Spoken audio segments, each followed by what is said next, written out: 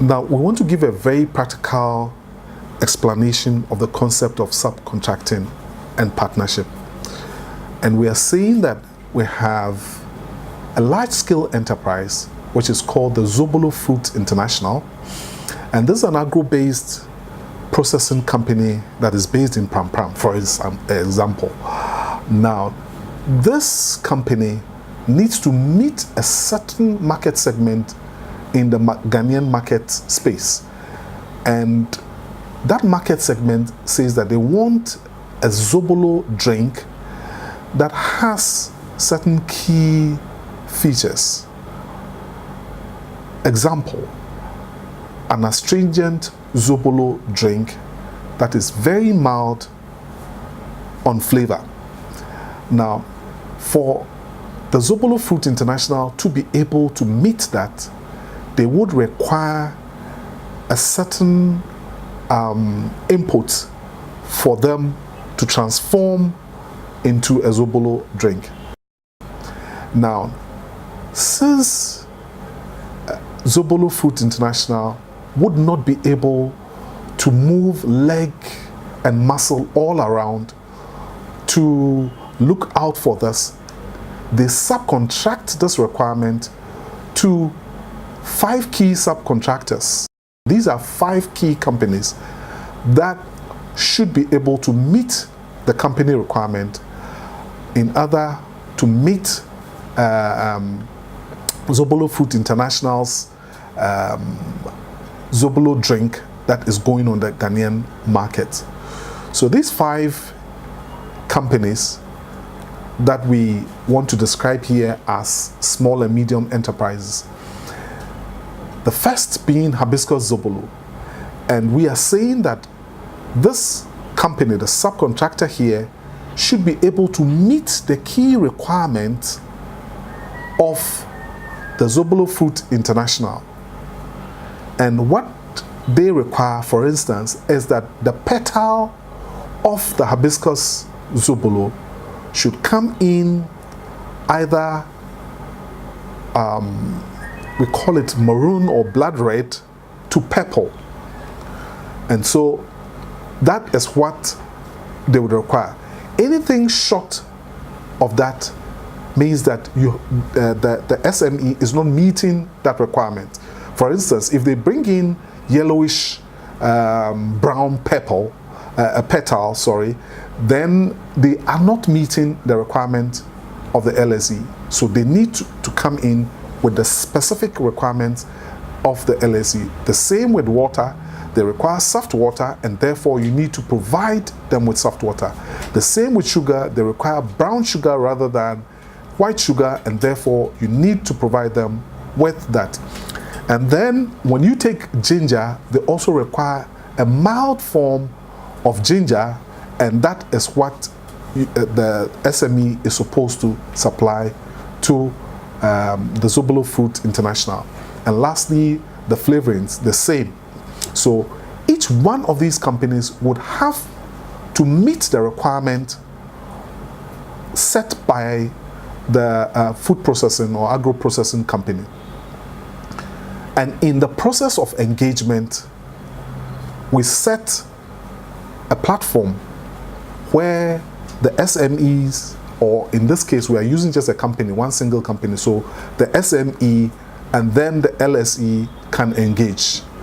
Now, they can engage as long as the SME meets the company requirements of the LSE, and they can engage also as long as the LSE also fulfills its obligation towards the SMEs. So in that process of enterprise to enterprise engagement, we are creating an enterprise platform or a supplier-buyer platform for engagement. Ultimately, what we seek to do is to meet a certain market requirement, which is an astringent Zobolo, mild on ginger, that the Ghanaian consumer wants. So in this process, you see that the LSE subcontracted his process to the SME. And the SME meeting the requirement of the company then is now capable and able to supply to the company. And once the supply has gone through, and then the LSE also fulfills his buying obligation to the SME, then the process of contracting and partnership has been rolled out. So this simply explains the whole process of subcontracting and then partnership exchange. Now, we have used this linear process to explain it because it brings home the understanding of what subcontracting and partnership exchange is all about. But we can go further because even in this process, there could be tracking or transportation which can come in. There could be other forms of engagement that can also come in to make this process much more complex than it looks linearly now. But in short, this is a very simple and straightforward explanation of what subcontracting and partnership is all about. A market has a requirement. A large enterprise is producing for that market, but cannot do it all alone, and therefore would have to subcontract, and he does that, or the company does that. Now, in this whole process too, we are also looking at local content. So we want to ensure that this large company sources or subcontracts from the local economy, and by so doing, this whole process would bring up the competence of the SME, create jobs, and ultimately improve on the GDP of the economy. So that is, in simple, down-to-earth explanation, what this whole thing is about. Now, let me just explain what these arrows mean.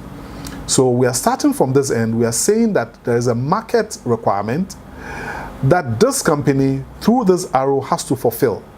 So that is what it is. Then the LSE also has a certain requirement that through the effort and supply of the SME would then meet this company's requirement. And even within the SMEs, they may also have smaller requirements which other SMEs or subcontractors may also have to meet for them to be able to fulfill this obligation to Zobolo Fruit International and Zobolo Fruit International's obligation towards the Ghanaian market. So this is a very simple explanation of how a buyer-supplier engagement or platform can be rolled out. So when we talk of profiling, for instance, then we are looking at how these SMEs look like. What is the state in which they are? And what is the contribution that they can and will make to the LSE? That is where the profiling comes in. If their capacity is not up to the standard of this company, the Zobolo Fruit International, then it means that we have to shore their capacity up to be able to meet with us. Now, once their capacity is built, and then once they've been profiled, their capacity is built, then we are looking at pitching them together. And once they are pitched, the best is what engages or match makes with the company that we are